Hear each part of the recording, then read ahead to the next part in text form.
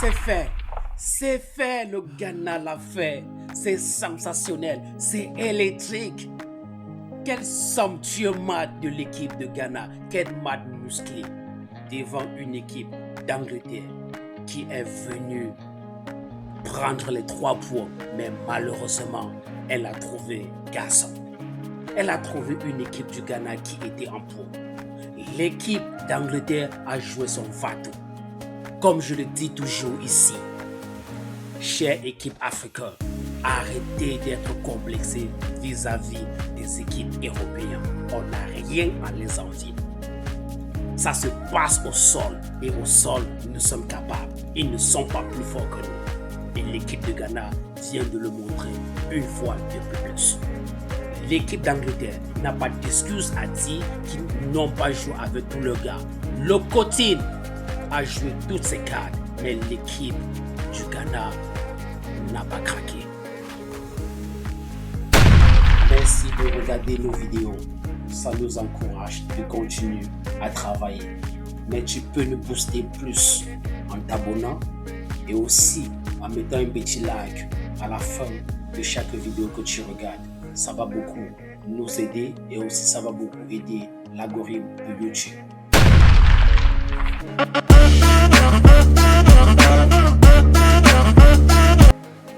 Beaucoup croyaient au début de ce match que l'Angleterre devait arracher les 3 points facilement. Mais les Black Stars du Ghana ont su montrer aux yeux du monde qu'ils ne sont pas venus dans cette compétition pour faire de la figuration. Dès le coup d'envoi, les choses deviennent très intéressantes.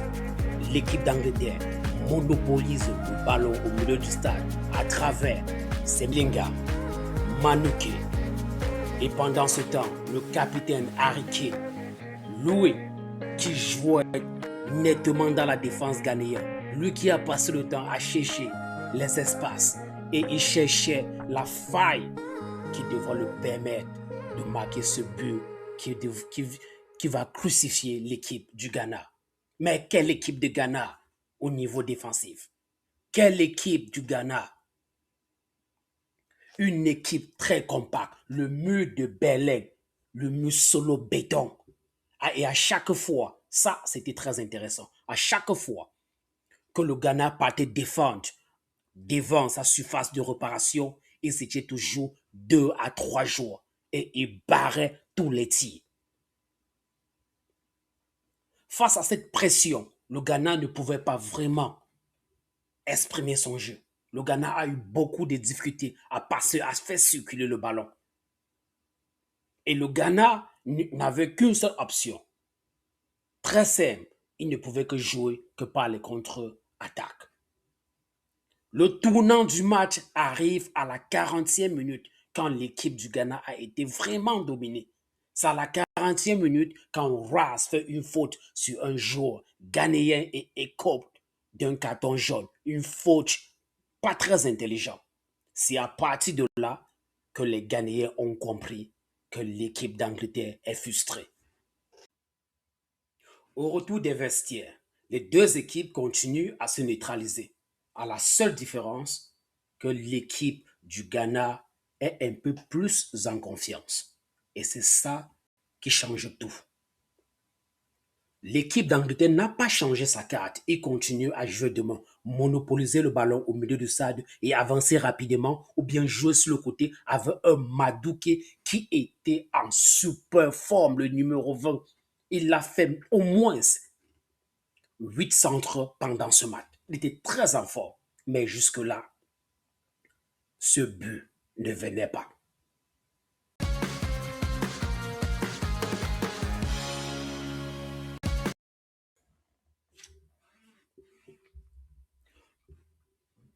Le moment inédit de ce match, c'est quand Prince Adou est lancé. Et il part de toute vitesse, de toute force. Mais il est rattrapé par un défenseur d'Angleterre parce qu'il contrôle un peu trop son ballon. Mais il y a charge sur lui, il y a faute parce que le gars ne touche pas le ballon. Le gars touche le joueur mais ne touche pas le ballon. Et le gardien d'Angleterre s'ajoute à cela et il y a tout cet embrouille-là. Et Prince Adou se retrouve avec le ballon. Il essaie un peu de tirer comme il peut étant couché. Mais malheureusement, Simeyo est devant les goals. Et il tire et Simeyo bloque le ballon. Le ballon qui refuse d'entrer dans les goals. L'occasion en or pour le Ghana de crucifier l'Angleterre. Mais malheureusement, Simeyo bloque le but qui devrait changer tout. Et aussi, il faut dire que l'arbitre pouvait revenir à la faute. L'arbitre pouvait revenir à la faute. Et l'arbitre n'a même pas regardé le VAR. Parce que le gars n'a pas touché le ballon. Le gars a touché le joueur. Et là, il y a faute. Donc là, encore, une équipe africaine tombe sur la non-vigilance de l'arbitre central. Il aurait dû aller consulter la VAR ou bien communiquer pour savoir. Parce que le joueur n'a pas touché, le joueur d'Angleterre n'a pas touché le ballon, il a touché le joueur ghanéen, dont il y a faute.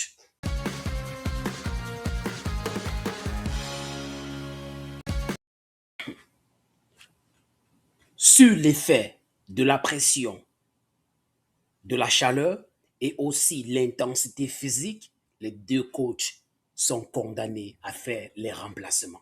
Et ils l'ont fait.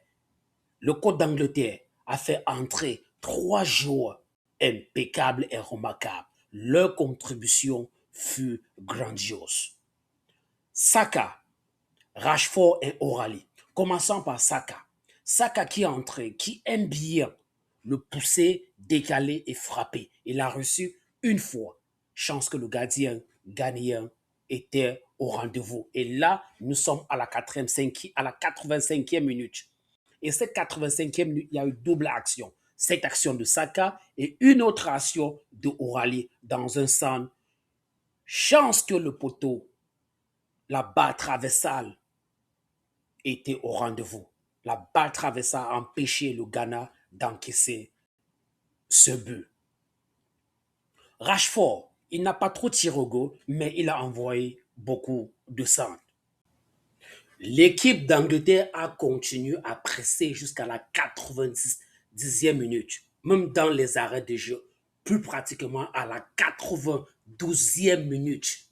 La grosse occasion de Marcus Guehi, qui aurait dû faire très mal à l'équipe ghanéenne, a été enlevée par un joueur du Ghana sur la ligne des goals. C'était à quelques centimes de se retrouver dans la lucarne. L'équipe du Ghana sort de très très loin.